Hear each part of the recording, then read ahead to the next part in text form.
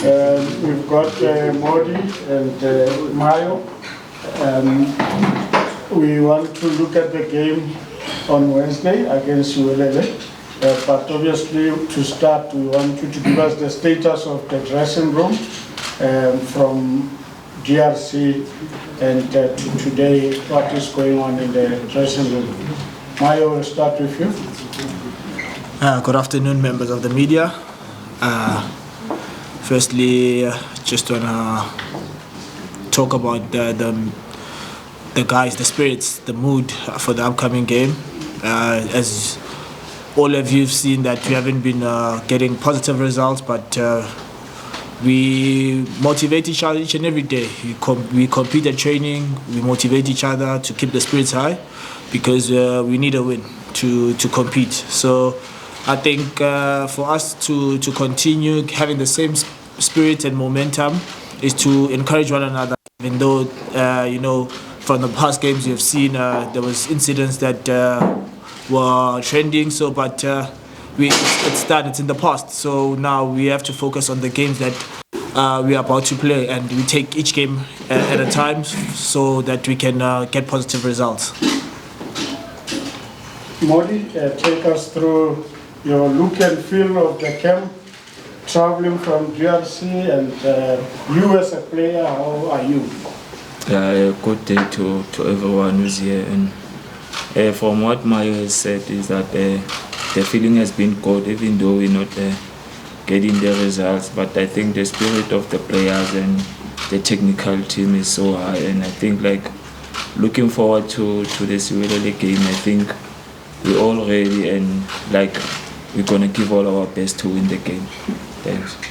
Thank you very much, members of the media. Please specify the player you posing the question to and make it short. As I said earlier, to have many questions, we need to move fast with questions. Benji, let's go. Benjamin Yurenda, Eswatini Daily News. This is to both of you. You have just said that some events were trending. After that disallowed goal, how did you guys discuss it among the two of you to say, firstly, during the game at halftime, we spoke about it and I apologized. He said to me, no, these things happen. It's football, It was a lapse of concentration. I wasn't aware of my surroundings, and it happened. And we moved on. We spoke about it. Even after the game, I gave him a call and we spoke about it. And he said, "No, don't worry. These things happen. It's done. Let's focus on what is next." I think as he says that this is football, and it's been a long time knowing Mayo. He's a striker who to score goals, and I didn't take that personally to him, why would you do that? But this is football. Wow. Everyone has mistakes. No one is perfect. So life goes on, because the next day I'm going to need him. So thanks. Thank you. Go to this question is, the question is for you, Khanyisa. How has the transition been?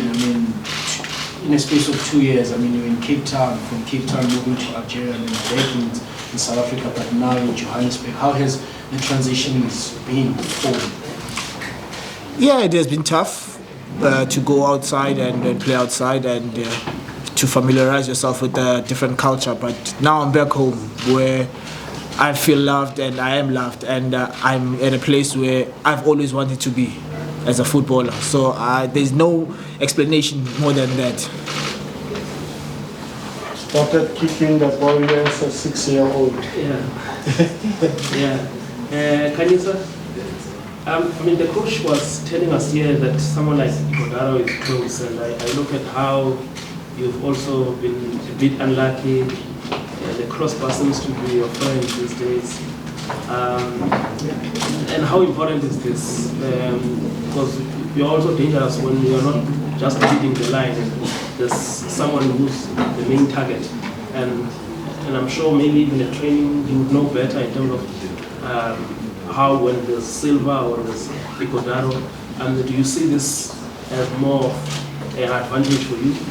Not specifically to say advantage. Competition is always everywhere, even in football, even in you guys journalists, the competition is always there, so it's a healthy one. So we encourage each other each and every day to do better than yesterday's. And as strikers, we are judged on scoring goals. So if we're not gonna help each other as strikers, and we are different types of strikers. You get a static number 9, you get a number 9 that is moving on the channels, a number 9 that drops, that links up play. So we are different types of players, but as I said, we encourage each other each and every day to score for the team and keep the team winning and giving the team a great spirit. So not to be misunderstood, because some people can say... No, rephrase it. Yeah, we're talking about competition. I was talking in terms of complimenting each other based on your qualities. Okay, complimenting each other.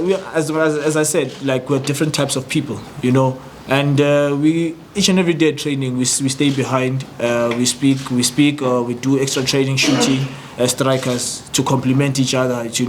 Because we have to score for the team. Great stuff. Let's move, KP. Khanyisa, I just want to go back to what you said initially in regards to the social media and whatnot. I think you do know that there's pressure coming into this club. Do you think that what had happened did affect you, and who did you speak to in regards to trying to support you mentally away from the club? To be honest, it's not that I've grown into the game. I come from a footballing family, as I said. My father was a footballer for the club, so he was the one who called me to say, no, don't worry, these things happen. Take it as a man. Even though social media can say this, but take it as a man, because you are not judged based on one game. You're judged based on your whole entire season. So one game that I had, that moment took away everything that I had done in that game, and he told me that it's fine. We're not perfect, but we are human beings at the end of the day, and we have to fix our mistakes each and every day. So I went into the next game approaching it with a different mentality to say I want to help the team win, but unfortunately we didn't win. But to create chances for other players or to score goals for the team. We're moving swiftly towards the end. Pule, just obviously you play a very specific role in the team. It's a very selfless role where you run a lot, you give a lot of energy, you cover your left back, you cover your central midfielder, you support the attack. But I mean, lots of the fans don't understand what type of role that you play. Can you just describe what is it that you see yourself? I mean, are you a traditional winger? What is your role in this Kaizer Chiefs attack? I think to answer your question, since Coach Nabi came here and Coach Khalid, the thing that he said before when he came here is he wants wingers who have so much energy to go up and down. So for now I can say I play as a wing fullback, or if we attack I have to be a winger, and if we defend I have to help the left back. But I think for me, so many people don't understand the role that I play. Only the football players or someone who has a football sense can clearly understand the position that I'm playing, and obviously I'm familiar to the position, as long as I always give all my best because I'm a hard worker. Thank you. Pule,